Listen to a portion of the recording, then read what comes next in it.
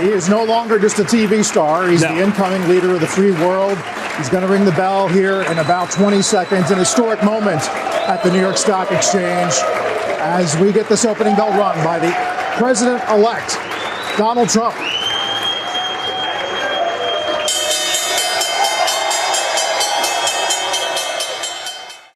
Welcome to the Ken Harbaugh Show. You just saw Donald Trump ringing the opening bell at the New York Stock Exchange. Behind him looms an adulatory Time magazine cover naming him Person of the Year. This carefully choreographed spectacle exemplifies what Yale historian Tim Snyder calls obeying in advance. I spoke with Professor Snyder on this show before the election. His warning was stark. As the author of On Tyranny and a leading expert on authoritarianism, Snyder has spent decades studying how democracies fail. He talked about the many signs of authoritarianism already emerging in the U.S. before Trump's re-election. And he warned about exactly what we're now seeing happen, a rush to obey in advance. Time magazine and the New York Stock Exchange literally rolled out the red carpet for Trump. This isn't just a PR moment, it's complicity. Institutions like the stock exchange treat Trump as if his actions, multiple impeachments, felony indictments, inciting an insurrection, haven't deeply undermined democracy. I can almost understand Time's decision to put Trump on its cover in 2016. But now, after years of division, criminal charges and indictments, convictions, and his attacks on the press and our democratic institutions, it's inexcusable. And then there are the billionaires. Mark Zuckerberg donated $1 million to Trump's inauguration fund, as has Jeff Bezos, owner of The Washington Post, which Trump labeled the enemy of the people. Bezos took obeying in advance to new levels even before Trump's win, when he intervened to prevent his paper's editorial board from endorsing Kamala Harris. This fear is contagious. FBI Director Chris Wray has decided to resign rather than have to confront Trump's criminality during a second term. I am reluctant to make this comparison. Godwin's law always comes to mind, but the echoes of German industrialist support for Hitler in the 1930s are unavoidable. They bankrolled the rise of Nazism, thinking they could control it. Men like Fritz Thyssen believed Hitler could serve their interests, suppressing labor unions and fending off communism. Instead, they were absorbed into his authoritarian machine. There's no better example of this than Elon Musk. Like those industrialists, Musk seems to believe he can navigate and benefit from authoritarianism. His acquisition of Twitter, his amplification of chaos, and his tacit encouragement of disinformation, it's all strikingly familiar.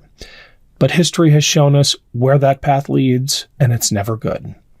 Autocrats don't rise alone. They rely on enablers, media outlets offering uncritical coverage or obeyance under pressure. Witness Joe and Mika's pilgrimage to Mar-a-Lago. They rely on business leaders who bankroll their campaigns and citizens who look the other way. It's Ken Harbaugh. A quick break to say thank you for all the support. If you value what we do here, please consider joining our Patreon community. The holidays are almost upon us, and if you are still wondering what to get for that hard-to-shop-for person in your life, consider a Patreon gift membership. Every dollar goes back into our work. Go to patreon.com/Ken Harbaugh to check it out. Back to the show. Trump's rise wasn't inevitable. It was facilitated by those who obeyed in advance. But it's not too late to resist. We must call Trump what he is, a dangerous demagogue whose actions have caused incalculable harm and who will cause even more if given the chance. We have reason to hope, though. Just look at South Korea, where democracy recently prevailed in the face of authoritarian overreach. Here is a moment of extraordinary bravery captured on video in which an opposition politician confronts a soldier enforcing martial law on the orders of the president. She grabs his rifle. She shames him, asking how dare he take up arms against his fellow citizens. This extraordinary defiance, repeated across South Korea, led to the impeachment of its president. Both parties came together to declare that his authoritarian overreach would not be tolerated. And while the 6 hours during which martial law reigned showed how quickly democracy can devolve, the pushback also showed that institutions can hold firm when leaders and citizens stand together. I can understand how South Korea wound up here. Technically, it is still at war with the North, and the temptation to exploit that kind of existential threat must be incredible. 20 years ago, I flew missions along the Korean DMZ, some of the tensest moments of my military career. The threat from the North is real and ever present. So I get why President Yoon invoked that very real threat to attack his political opponents. But South Koreans saw through this manipulative alarmism. They recognized it as a ploy to consolidate power, and they stood firm. Could the same happen here? If Trump, for example, invoked the Insurrection Act to quell domestic protests, calling them a threat to the country, would Republicans join Democrats to hold him accountable? What if he deployed the U.S. military against civilians, as he already tried to do in his first term?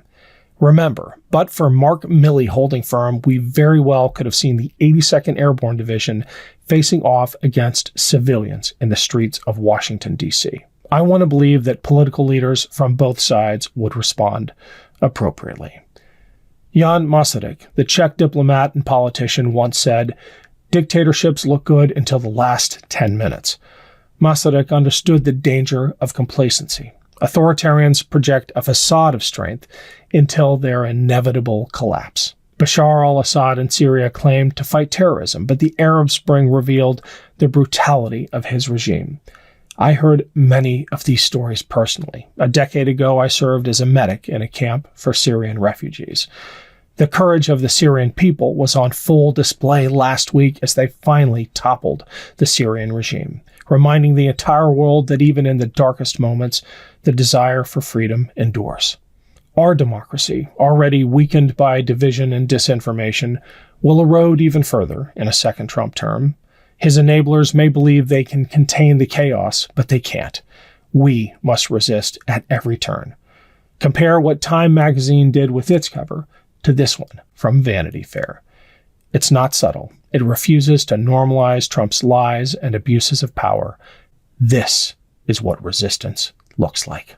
Love this video? Make sure you stay up to date on the latest breaking news and all things Meidas by signing up to the MeidasTouch newsletter at MeidasTouch.com/newsletter.